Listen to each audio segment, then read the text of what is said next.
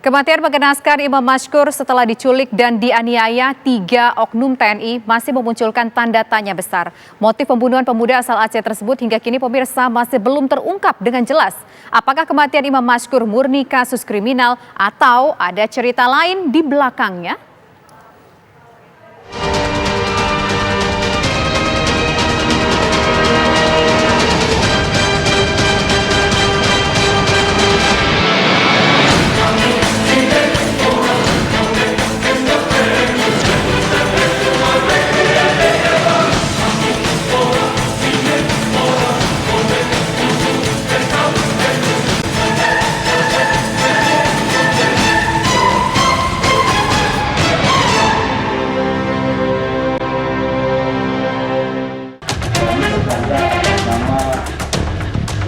Inilah 3 wajah pelaku pemerasan, penculikan, dan penganiayaan yang mengakibatkan tewasnya Imam Mashkur, seorang pemuda asal Biren, Aceh, yang membuat masyarakat tercengang. Ketiga pelaku ternyata merupakan anggota militer aktif.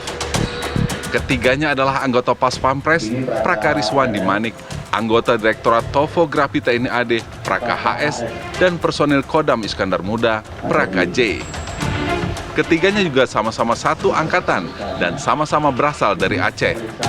Imam diculik saat berada di tempatnya bekerja di Tangerang Selatan, Banten, Sabtu 12 Agustus 2023 lalu. Selain itu ada satu lagi korban yang diculik bersama-sama dengan Imam. Identitas korban dan pelaku menjadi konsumsi publik dari surat keterangan penyerahan mayat jenazah yang diterbitkan oleh Polisi Militer Kodam Jaya. Mereka ini semua satu angkatan, yang mereka juga latar belakangnya adalah orang-orang dari Aceh yang sama-sama dinas di Jakarta, yang sama-sama berada di Jakarta, sehingga mereka melakukan itu secara bersamaan, rencana untuk penculikan dan pemerasannya itu memang dari kelompok orang yang sama, dan mereka tidak mengenal secara detail orang korban, tapi mereka mengetahui komunitas korban ini kegiatannya apa saja. Sebenarnya yang diculik itu 2 orang, tapi yang satu dilepas di sekitar tol Cikeas, di sekitar tol Cikeas itu dia dilepas karena mendapati korban ini sudah kondisinya agak napasnya sudah susah. Kematian mengenaskan Imam Mashkur terkuak setelah video penyiksaannya viral di media sosial. Namun belakangan, Komandan Pomdan Jaya Kolonel CPM Irsyad Hamdi B. Anwar memastikan video penganiayaan yang viral adalah hoaks atau bohong. Itu bukan itu hoaks, itu tidak ada kaitannya dengan kejadian ini.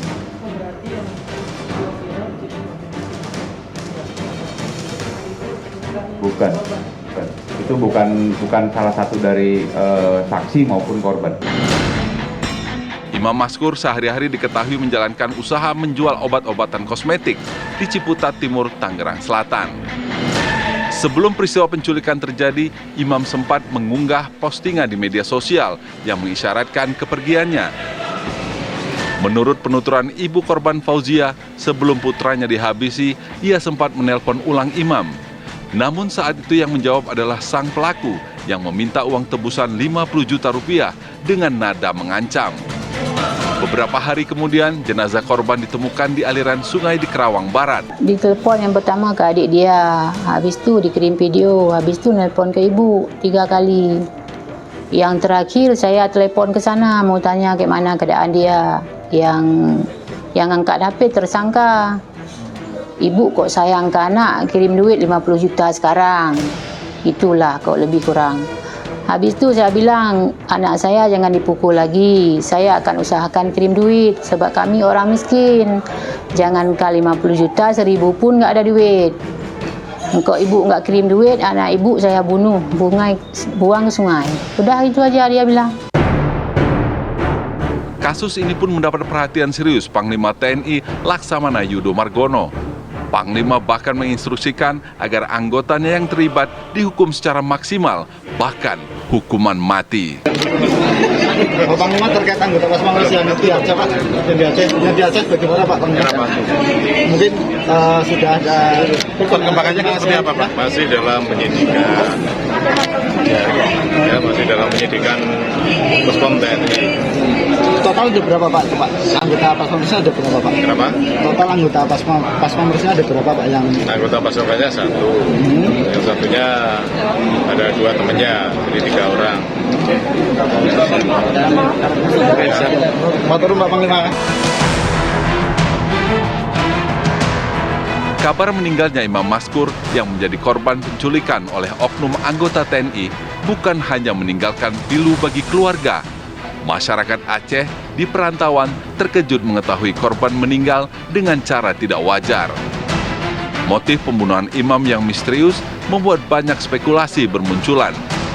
Apakah ini murni kasus kriminal atau ada cerita lain di belakangnya? Pemakluman semacam itu seringkali untuk katakanlah bertujuan menghindari pertanggungjawaban maksimal di lingkungan militer.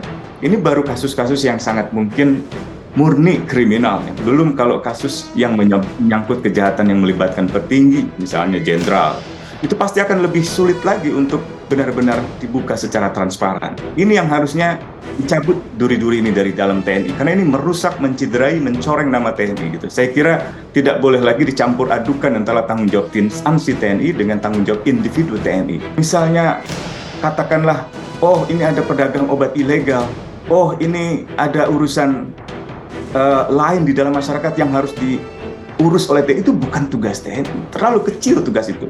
Apalagi dengan cara-cara yang keji, kejam, tidak manusiawi dan merendahkan martabat manusia. Saya kira TNI disumpah bukan untuk itu. Seluruh latar belakang penculikan dan pembunuhan Imam Maskur hingga kini masih terus diselidiki, termasuk hasil otopsi dan ponsel korban untuk melengkapi penyidikan kasus.